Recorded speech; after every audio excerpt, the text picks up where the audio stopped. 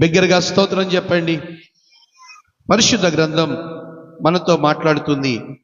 యెహోవా అందరికీ ఉపకారి. ఎలా? ఒక మంచి విశ్వాసి ఉన్నాడు, మన డేవిడ్ గారు లాంటి ఒక వ్యక్తి, చాలా మంచి విశ్వాసి కదండి.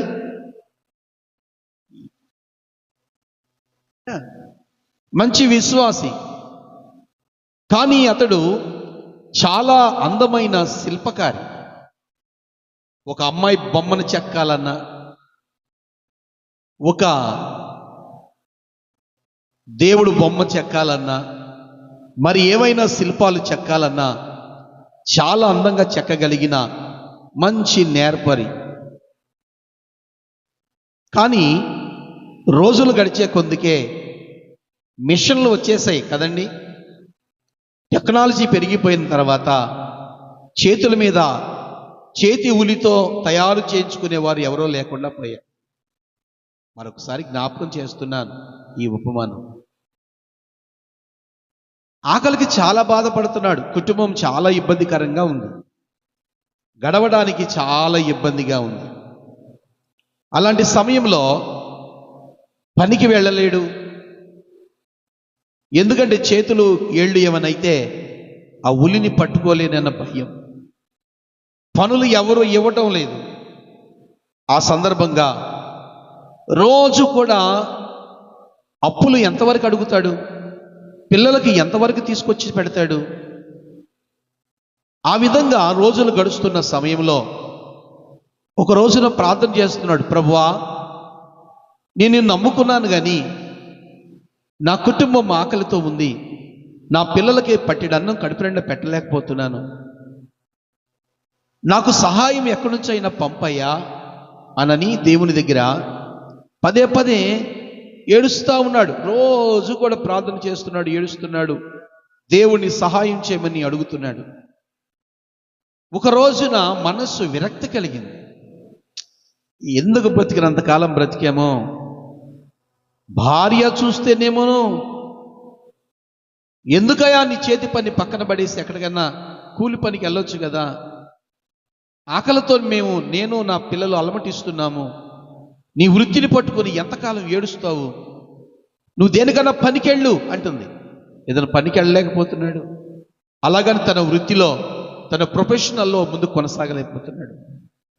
ఒక రాత్రి ఏడుస్తున్నాడు, ప్రభువా నాకు నువ్వు సహాయం చేయకపోతే ఇంకా రేపు ఉదయాన నేను నా కుటుంబం ఉండమయ్యా, భూమి మీదగా ఉన్నాం, మేము చనిపోతాము అని ఆ రాత్రి ఒక తీర్మానం చేసుకుని రాత్రంతా ఏడ్చి ప్రార్థన చేస్తున్నాడు.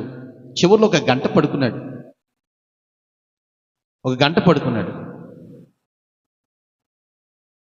అతనికి తెల్లవార్లు ప్రార్థన చేయటం వలన నిద్ర లేదు. ఉదయాన తలుపు కొట్టారు ఎవరో. తలుపు తీస్తే ఒక తెల్లని కారు, ఒక నలుగురు నిలబడి ఉన్నారు. తెల్లటి బట్టలు వేసుకుని నల్ల కళ్ళజోళ్ళు పెట్టుకుని నిలబడి ఉన్నారు. బాబు ఎవరు మీరు అనంటే, మేము ఒక పెద్ద చర్చి కట్టాలనుకుంటున్నాం, ఈ ప్రాంతంలో 5 ఎకరాల స్థలం కొన్నాం, ఈ స్థలంలో దేవుని మందిరం కట్టాలనుకుంటున్నాం.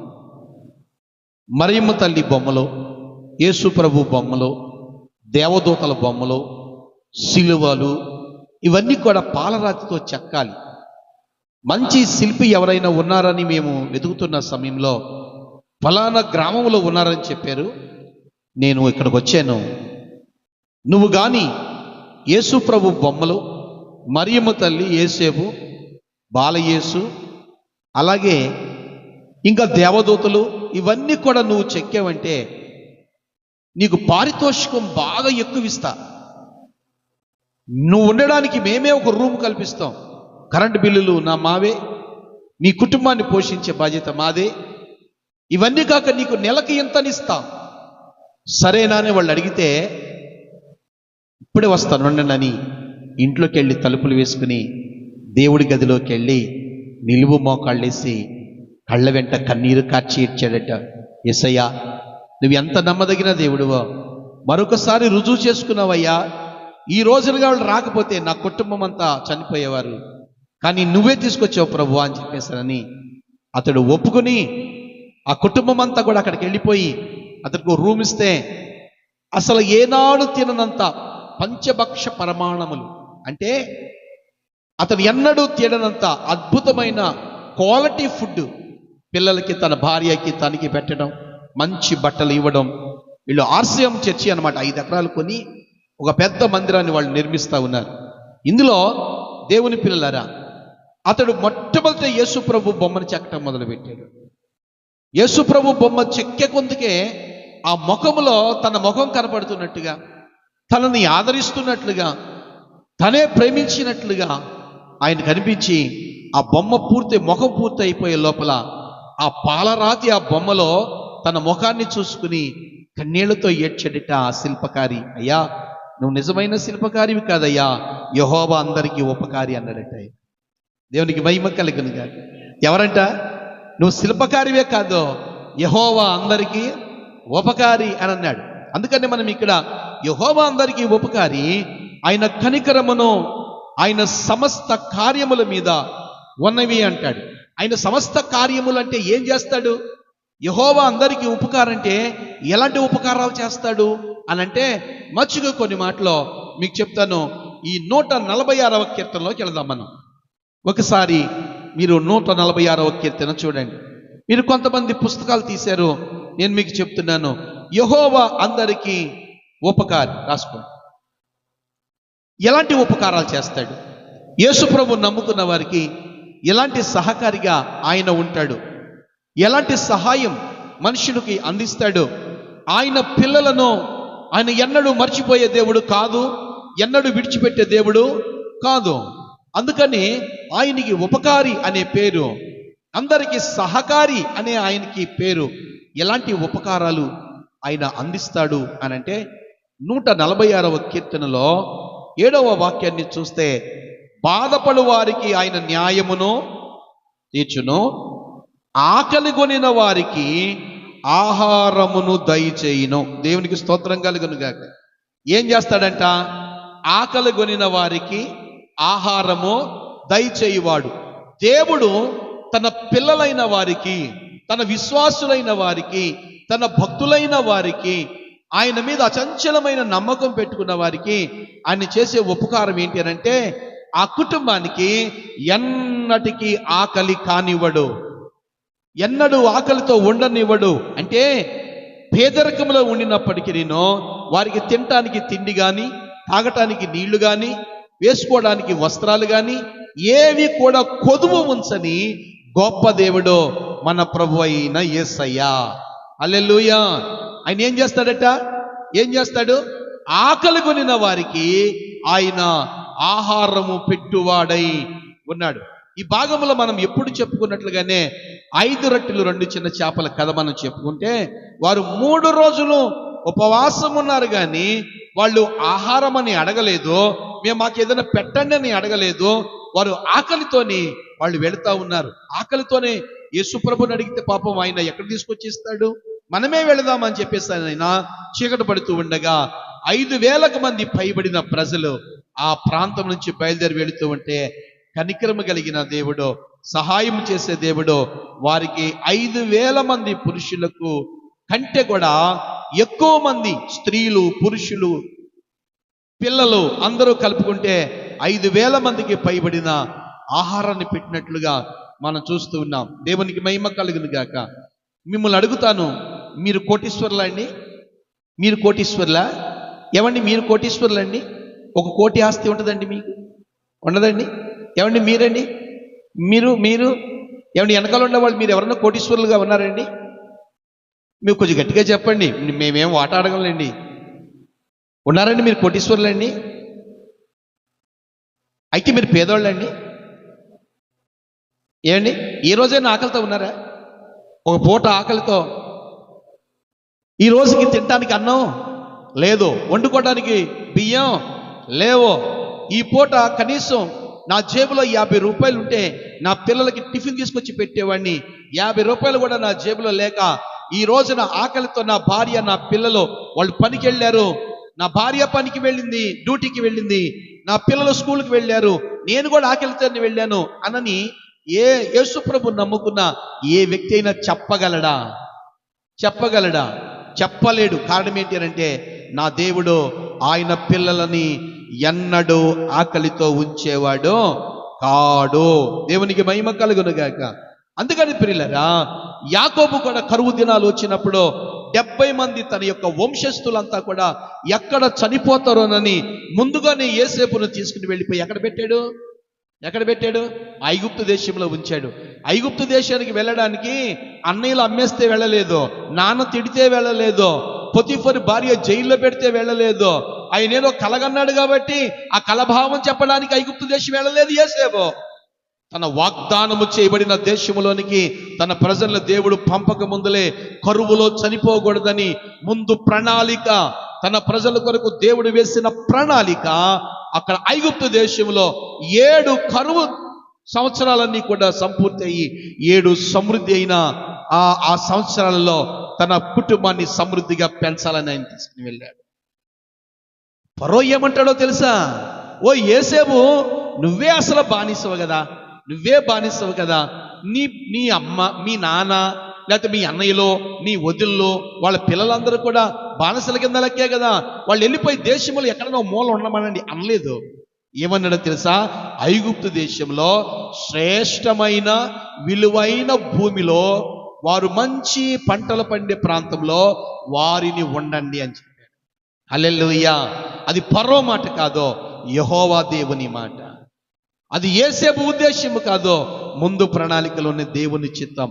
కారణం ఏంటో తెలుసా? తన పిల్లలను ఆకలితో ఉంచే దేవుడు కాదు. ఏలియా జీవితంలో కూడా నేను మొన్న చెప్పాను, కాకులు తీసుకుని ఆహారం తీసుకొస్తే తను ఎన్నడూ అనుకుని ఉండడు. ఒక దైవ సేవకుడు వలన ఆ ఒక కుటుంబం అంతా కూడా 3.5 సంవత్సరాలు బతికిద్దని ఆ కుటుంబం ఎన్నడూ అనుకోలేదు. కారణం ఏంటో తెలుసా? ఇదంతా కూడా దేవుని యొక్క ప్రణాళిక. దేవునికి మహిమ కలుగును గాక. 81వ కీర్తన 16వ వాక్యంలో ఒక మంచి మాట చెప్తాడు. ఏమని? అతి శ్రేష్టమైన గోధుమలను అనుగ్రహించి నేను వారిని పోషించుదును, కొండ తేనెతో నిన్ను తృప్తిపరచుదును. దేనితోనంట? టీతో కాదు, కాఫీతో కాదు. ఈరోజు టీ తాగానండి, ఉదయం నుంచి అన్ని తేనిపులే, పొట్ట ఇంతలా ఉబ్బిపోయింది. ఎందుకో? గ్యాస్ ఫామ్ అయిపోయింది. కానీ ఇక్కడ ఏమంటాడో తెలుసా?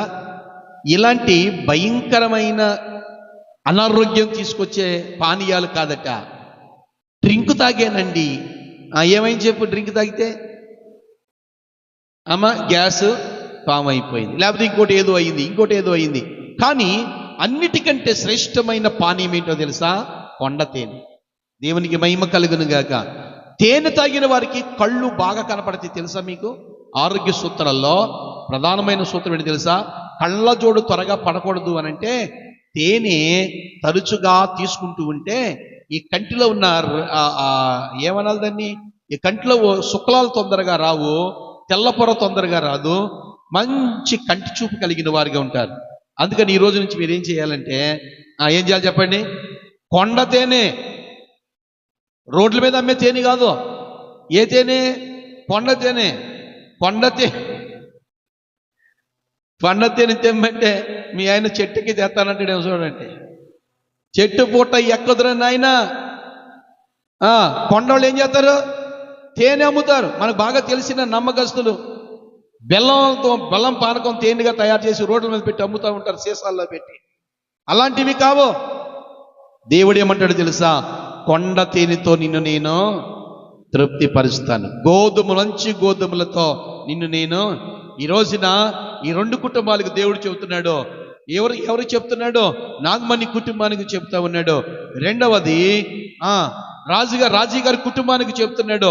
మీరు భయపడవలసిన అవసరంలా, మీ కుటుంబాలకు నేను ఉపకారిగా ఉన్నాను, మీ కుటుంబాలకు నేను సహకారిగా ఉన్నాను.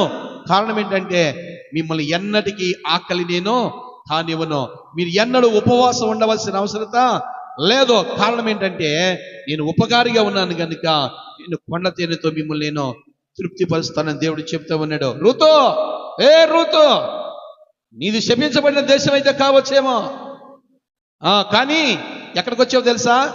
యెహోవా రెక్కల కిందకే వచ్చావు. దేవునికి స్తోత్రం కలుగును గాక. యెహోవా రెక్కల కిందకు నువ్వు వచ్చావు కనుక ఏం కలిగింది నీకు? క్షేమము నీకు కలుగుతుంది. దేవుని స్తోత్రం కలుగును గాక. క్షేమము నీకు కలుగుతుంది.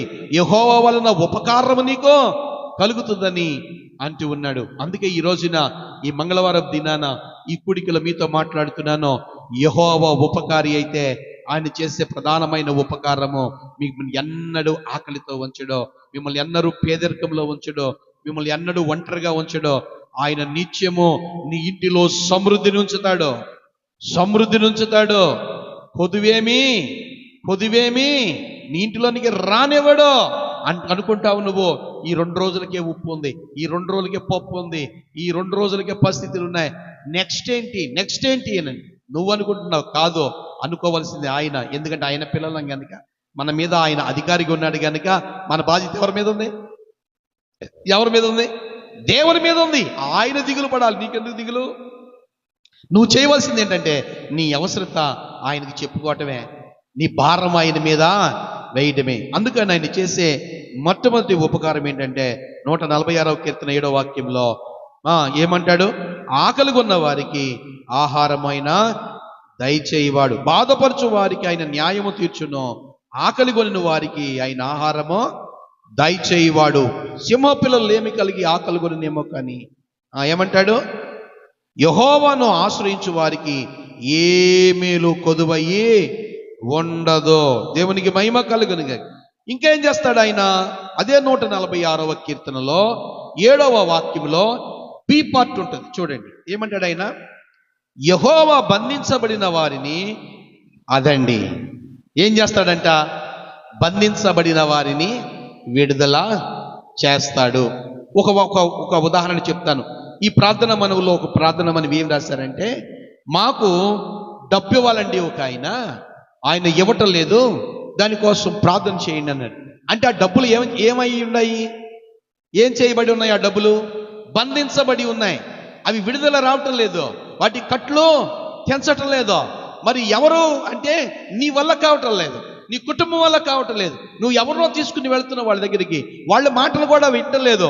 ఆ బంధకాలు అంత గట్టిగా ఉన్నాయి. కానీ విడిపించగలిగిన సమర్థుడు ఎవరనంటే నువ్వు నమ్ముకున్న యేసయ్య, నువ్వు వెంబడిస్తున్న యేసయ్య. అందుకనే ఆయన నీకు ఉపకారం, రెండవ ఉపకారం ఏంటంటే బంధింపబడిన వాటిని విడుదల చేసే దేవుడు. దేవునికి మహిమ కలుగును గాక. నేను అంటున్నాను దేవుని పిల్లలారా, ఎలాంటి బంధకాలు ఉంటాయి అనంటే పేదరికము చేతిలో మనము బందీలుగా ఉంటాం. అవునా కదా? పేదరికము చేతిలో మనం ఎలా ఉంటాం? బందీలుగా ఉంటాం.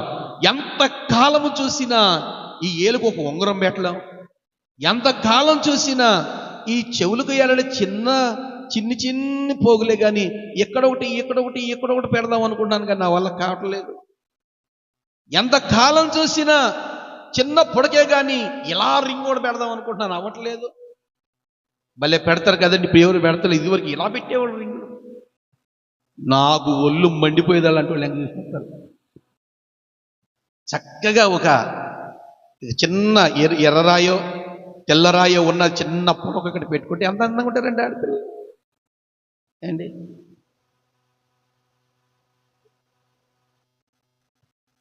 నాలుకేసుకోవాల్సింది, అది పేకేసుకోవాల్సింది. ఒకసారి చర్చికి వచ్చింది ఒక అమ్మాయి.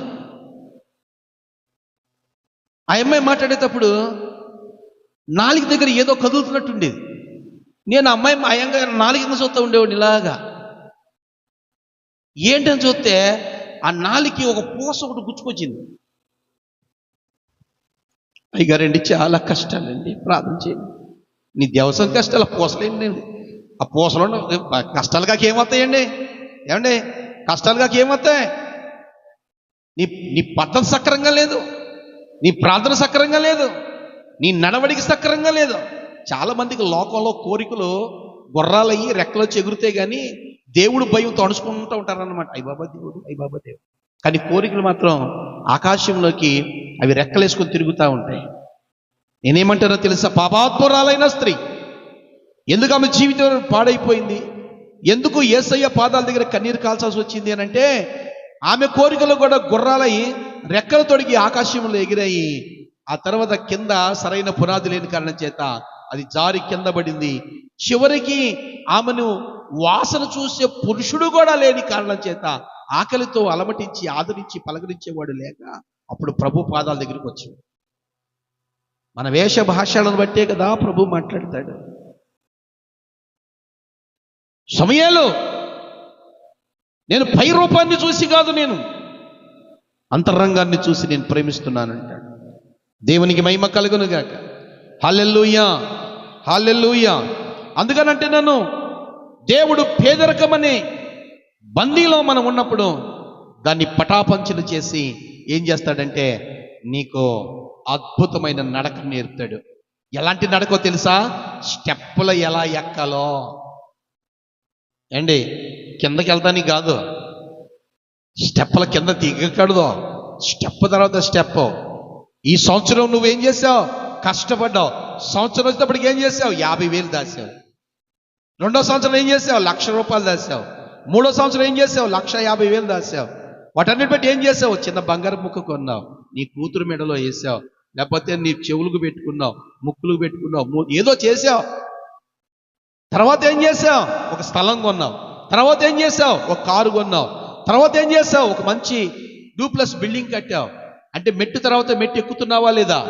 ఎక్కుతున్నావా లేదా? ఎందుకని అంటే చాలా మంది ఆశీర్వాదాలు తల దాకా వచ్చి ఆగిపోతాయి, తల మీదకి దిగవు. నీ కృప నా మీద పొంగి పొరలాలి, అది అక్కడ ఆగకూడదు. కారణం ఏంటంటే నీవు దేవుని దగ్గర ఉపకారం చేసే దేవుని దగ్గర కృతజ్ఞత కలిగి ఉన్నావా లేదో ప్రభు చూస్తాడు. ఆ కృతజ్ఞత కలిగిన వారి మీదకి దైవ కృప దిగి వచ్చేస్తుంది. హల్లెలూయా, హల్లెలూయా.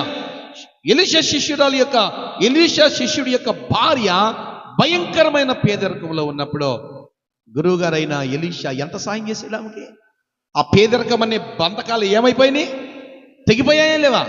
తెగయా లేవా? డౌటా? మీకేమన్నా డౌటా? బైబిల్లో చెప్పమంటారా? రిఫరెన్స్ చెప్పనా?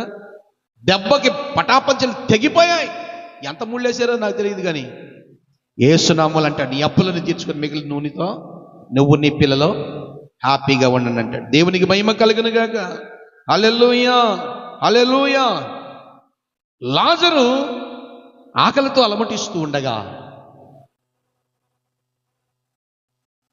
ఆకలితోనే చచ్చిపోయాడు, కానీ విశ్వాసం మాత్రం వదిలేడా విశ్వాసాన్ని? అద్భుతమైన పరలోక రాజ్యం దొరికింది లాజరుకి. స్తోత్రం చెప్పండి. హల్లెలూయా. ఏం దొరికింది? అద్భుతమైన పరలోకం అతను దొరికింది. కారణం ఏంటో తెలుసా? పేదరికంలో ఉన్న, అడుక్కు తింటున్న, అనారోగ్యంతో ఉన్న, అప్పులు పాలైన, అందరూ వదిలేసిన యేసును మాత్రం వదలలేదో. వదిలేడు యేసయ్యని? వదలలేదో. అందుకని ఆయనకి తీర్పులో పరలోక రాజ్యంలో అబ్రహాము కుడి పార్శ్వాన కూర్చున్న లాజర్ను మనం చూస్తాం. ఆయన యెహోవా అందరికీ ఉపకారై ఉన్నాడు. అంతేకాదు ప్రియులారా, దురలవాట్లు చాలా మందికి దురలవాట్లో ఉన్న దేవుని సన్నిధికి రాలేకపోతూ ఉంటారు. పాపం అనే బంధకాల వల్ల రాలేకపోతూ ఉంటారు. కానీ నా ప్రభు అయిన యేసయ్య ఎన్ని విషయాలు చెప్పాను? ఏం ఉపకారం చేస్తాడంట? ఆకలితో ఎవరిని ఉంచకుండా ఆకలి తీర్చే దేవుడు. కొండ తేనెతోనూ మంచి గోధుమలతోనూ అయినా తృప్తిపరచువాడు. రెండవ ఉపకారం ఏంటి? బంధించబడిన వారిని, ఎలాంటి బంధకాలు అవి?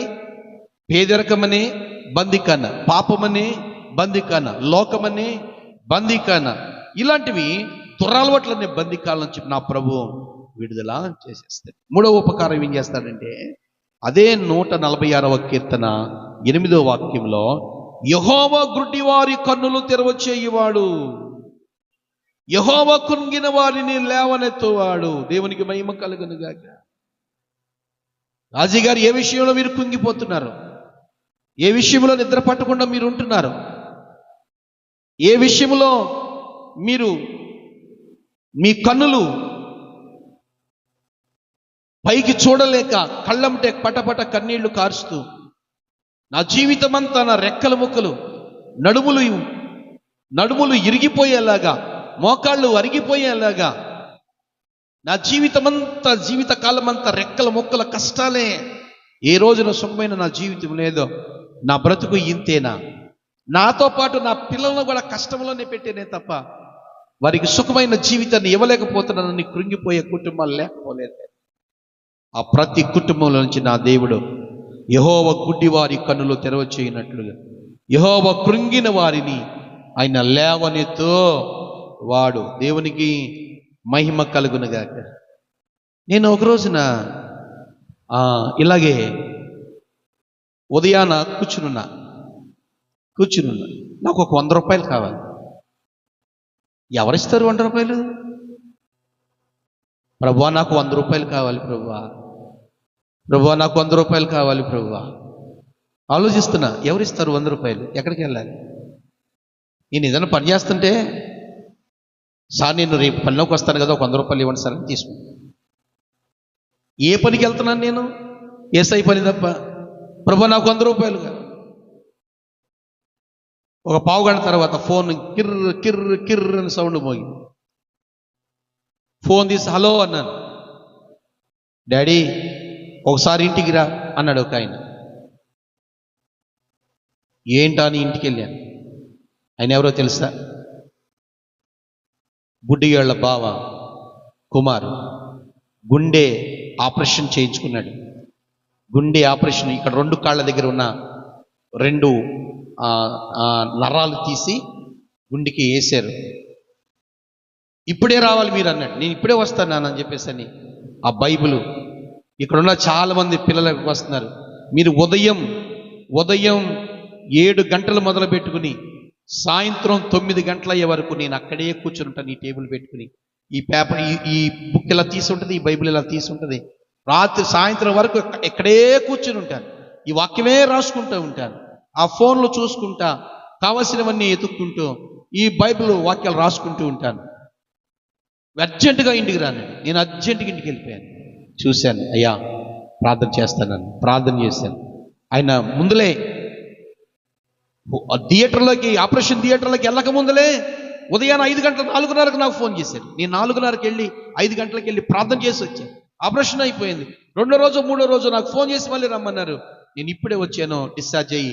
నేను చాలా సంతోషంగా ఉన్నాను, ఆరోగ్యంగా ఉన్నాను. మీరు ప్రార్థన చేశారు, మరలా తిరిగి నా కోసం ప్రార్థన చేయండి. నేను ప్రార్థన చేశాను.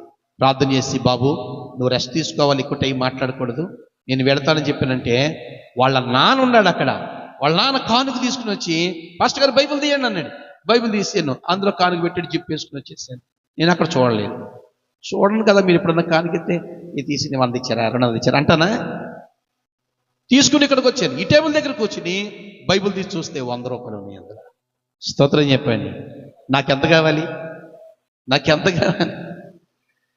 పోనీ 200 ఇవ్వలేదు ఆయన, పోనీ 300 ఇవ్వలేదు ఆయన, పోనీ ఒక 50 రూపాయలు చేతిలో పెట్టలేదు ఆయన. నాకేం కావాలో అంత నా చేతిలో ఆయన పెట్టాడు. ఎక్కడో ఏలేశ్వరం లోపల ఎక్కడో పల్లెటూరులో ఉన్న ఆయన్ని దేవుడు లాల చెరువు తీసుకొచ్చి నా కోసం 100 రూపాయలు తీసుకొచ్చి నా బైబిల్లో పెట్టి వెళ్ళాడు ఆయన. స్తోత్రం చెప్పండి. ఇది ఎంత గొప్ప మెరాకల్ అండి. ఒక 500 పెట్టచ్చు కదా అందులో, కానీ నేనేమంత అడుగుతున్నా నేను. అందుకని ఇక్కడ ఏమంటాడంటే, కృంగిన వారిని లేవనెత్తును యెహోవా అందరికీ ఉపకారై ఉన్నాడు. 147వ కీర్తనలో 3వ వాక్యంలో అంటాడు, గుండె చెదిరిన వారిని ఆయన బాగు చేయువాడు, వారి గాయములను ఆయన హల్లెలూయా. గుండె చెదరిన వారిని బాగు చేయువాడని, గుండె చెదరిన వారిని బాగు చేయువాడని, వారి గాయములన్నీయు కట్టుచున్న వాడని, వారి గాయములన్నీయు కట్టుచున్న వాడని, దేవునికి స్తోత్రము గానము చేయుటయే మంచిది, మనమందరము స్తుతి గానము చేయుటయే మంచిది. దేవునికి స్తోత్రం. గత దినాల్లో మీకు చెప్పినట్లుగానే రోడ్డు మీద ఒక అబ్బాయికి గాయపడిన పావురం కనపడిందంట. ఏ పావురం అమ్మా? గాయపడిన పావురం. ఒక నీళ్ల గుంట దగ్గర పడి ఉంది గాయాలతో. ఆ పిల్లవాడి ఇంటికి తీసుకుని వచ్చి దానికి కట్లు కట్టి బ్రహ్మాండంగా మేత పెట్టి బాగా దాన్ని తయారు చేశాడు. అది ఆ రూమ్లోనే తిరుగుతూ ఉండేదట. ఒక రోజున గమనించాడు, అది కిటికీ దగ్గర అద్దం నుంచి ఆకాశం వైపు చూస్తుందట.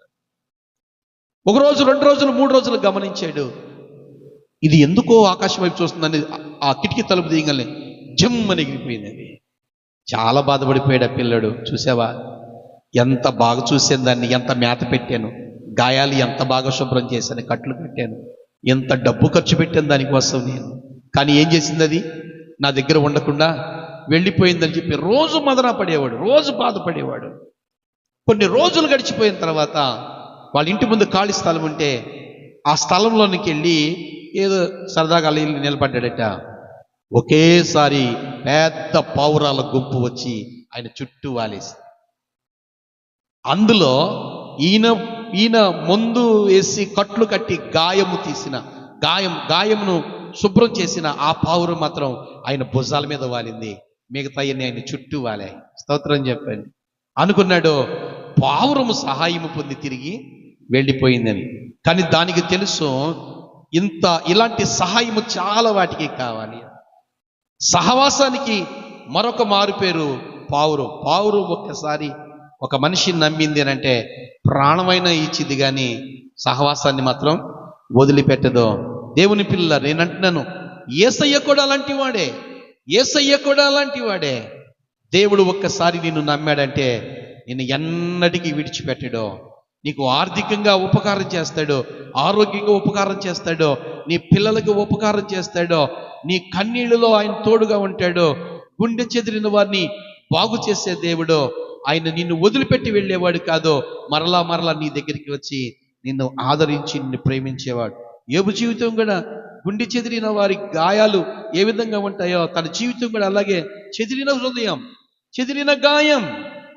ఆ గాయాన్ని మాన్పడానికి నా దేవుడే మరలా తిరిగి అతని గొప్ప సహాయం చేస్తూ వచ్చాడు. ఏ మందు వాడలేదు ఆయన, ఏ టాబ్లెట్ వేసుకోలేదు ఆయన. కానీ ఏ విధంగా అతని శరీరం అంతా కూడా గాయాలయ్యాయో, శరీరం అంతా కురుపులతో ఉన్నాయో, ఎలాగో వచ్చి మళ్ళీ తిరిగి అలాగే పోయింది. మంచి దేహం మరలా తిరిగి వచ్చేసింది, సంపద తిరిగి వచ్చింది. మొదట 7 ఎంత పనికి మాలలో మంచోళ్ళో నాకు తెలియదు, కానీ రెండవసారి పుట్టిన 7 మాత్రం అద్భుతంగా యోబు చూస్తూ ఉండగానే 4 తరాలు ఆశీర్వదించబడిన తరాలుగా అవి కనిపిస్తూ ఉన్నాయి. నీ తరాలు, నీ పిల్లల తరాలు ఆశీర్వాదకరంగా ఉండాలంటే యెహోవా ఉపకారి అయి ఉండాలి. ఆ ఉపకారం పొందాలంటే యేసయ్య చేతి నీడకి నువ్వు వచ్చి తీరాలి. ఎన్ని మాటలు చెప్పాను చెప్పండి? ఎన్ని మాటలు చెప్పాను? యెహోవా ఎలాంటి ఉపకారం చేస్తాడట? ఆకలితో ఉన్న వారికి వారు కట్లతో బంధించబడిన బంధాలను తెంచేస్తాడు. తర్వాత కృంగిన వారిని లేవనెత్తే దేవుడు, గుండె చెదిరిన వారిని బాగు చేసే గొప్ప దేవుడు. నువ్వు ఎలాంటి పరిస్థితిలో నీ గుండెలు చెదిరి ఉన్నాయో, నీ మనసు చెదిరి ఉన్నాయో, నీ బ్రతుకు రేపేంటి, నెక్స్ట్ ఏంటి అనే ఆలోచన కలిగి ఉన్నావో, ప్రతి ఆలోచనకి జవాబు నా దేవుడే నీకు దయచేస్తాడు.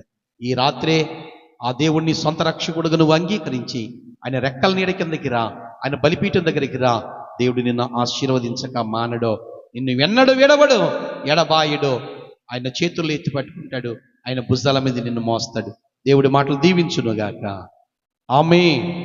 హల్లెలూయా, హల్లెలూయా. ఈ రోజున మరి వివాహ ఎన్ని సంవత్సరాలు నిండి అమ్మా? 13 సంవత్సరాలు వెళ్ళి 14వ సంవత్సరానికి అడుగు పెట్టారు వాళ్ళు. దేవుడు అద్భుతంగా